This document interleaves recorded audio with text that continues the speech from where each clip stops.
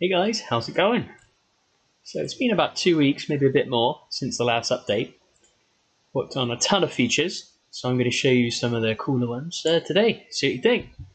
So a big part of my time has been working on AI. You can see here that this is my temporary model for my bad guys. There they are. Now I can set this game into simulation mode, and we can just see some of the behaviors that I've been working on. So they are now currently in MMO style roam mode. So they're basically going to pick a point within a radius and they're going to walk over there and then they're going to look around. So this is what they do when they haven't spotted the player currently. You can see that the AI turned around and he's looking at the environment and then he's going to continue on. Now if they pick a point that's directly facing something, you notice that they turn away from it, which is kind of cool. And then when they do their idle look around, it'll do a procedural check to make sure they're not standing directly in something so that they're not staring directly at a wall anyway.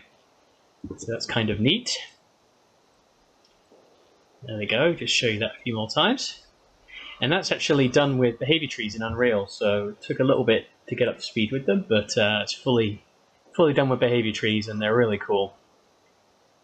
As you can see, they're just moving around.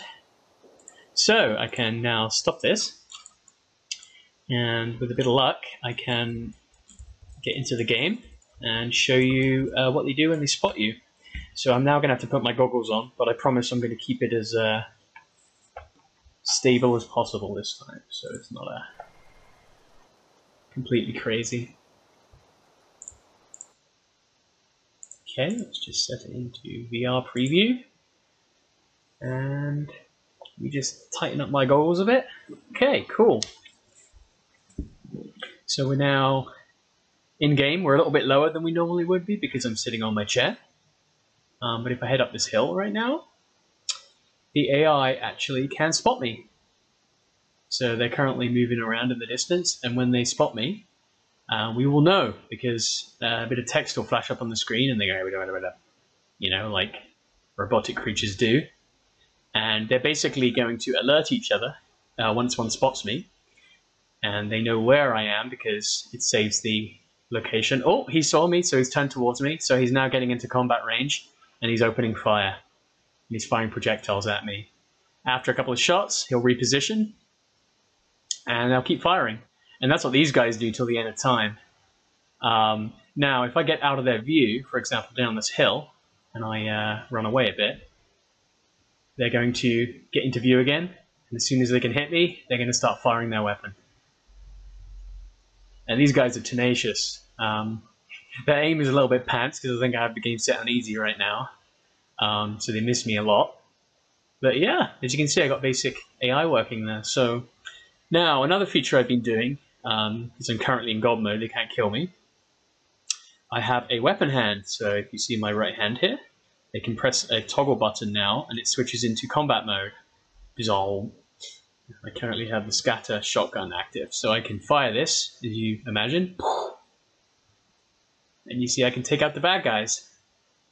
That was a shotgun spread pattern, but I can change to a second weapon on the same hand. This is the pulse rifle, and this fires a continuous beam there, which is pretty cool. Now, the weapon hand itself works with a form of ammo mechanic anyway. It's kind of a hybrid of Mass Effect 1 and 2, which I quite like. So when you hold down the fire button, you see the heat meter is building up, and it almost maxed out there. Now when it maxes out, it's going to use a thermal clip to cool down the hand, and it's going to expel it out the back. I'm not sure if you can see that.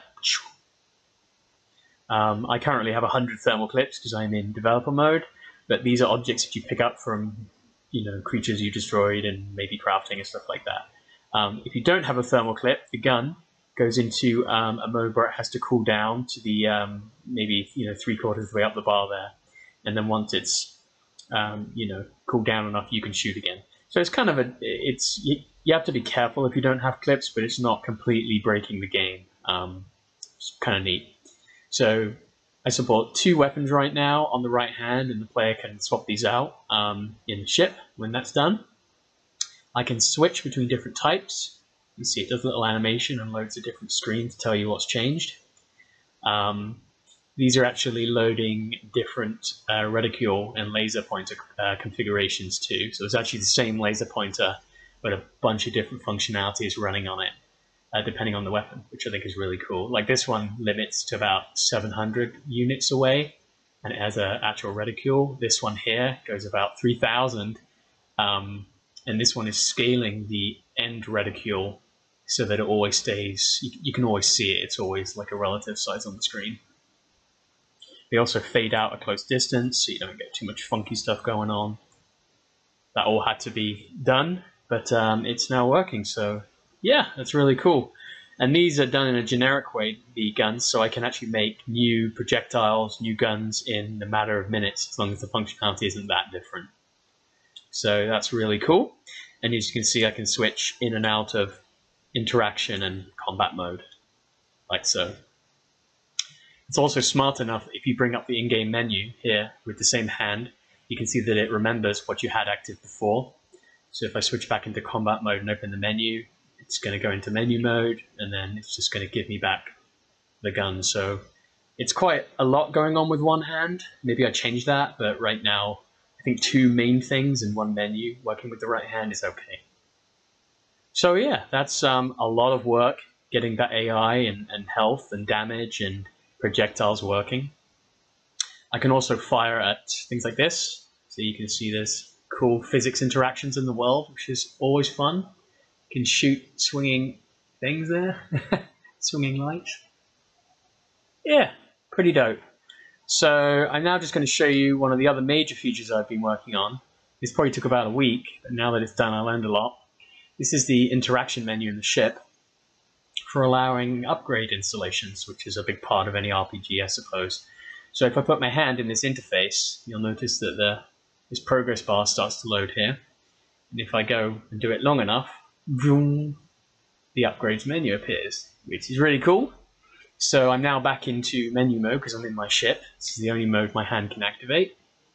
And I can hover over these upgrades and read about them. This one is a biomass extraction, which gains more biomass from environmental sources. Okay, and what I can do is I can hover over these cells, like in Mass Effect, and it's telling me down the bottom there, like which each of these upgrades is going to do. So the first one is 50% more, then it's 100, then it's 150.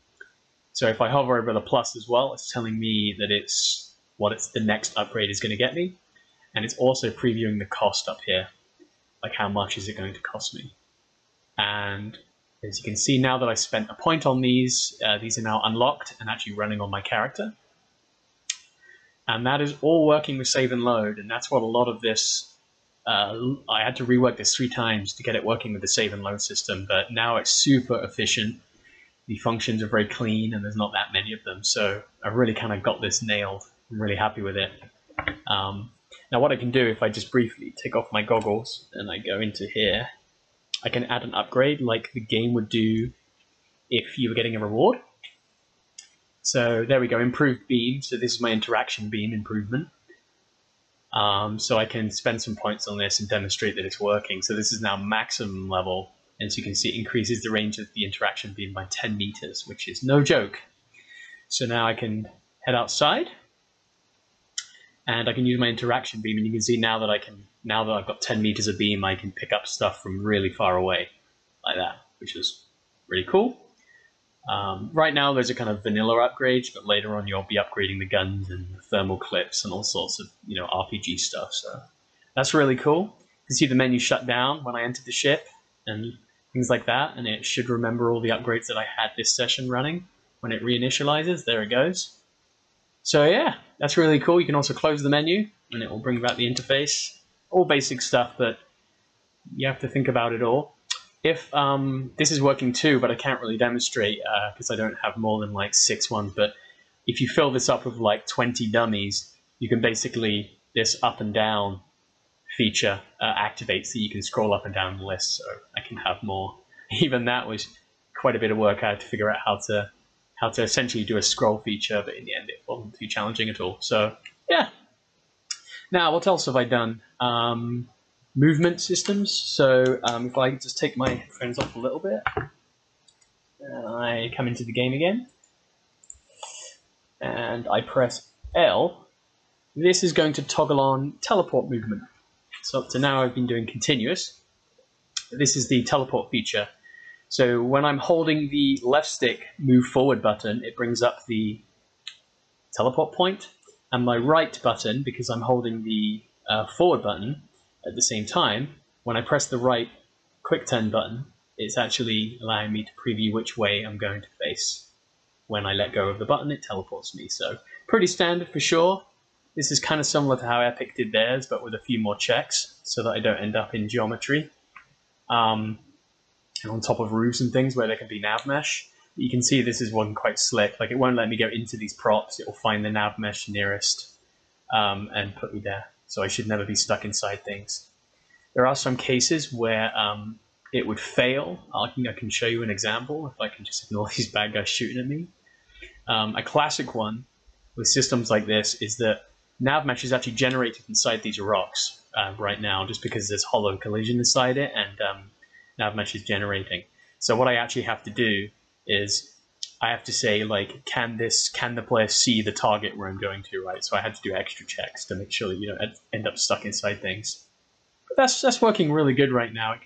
Visually, it could use a bit of polish, but you get the idea. Hang on, let me just take these guys out. Move into position and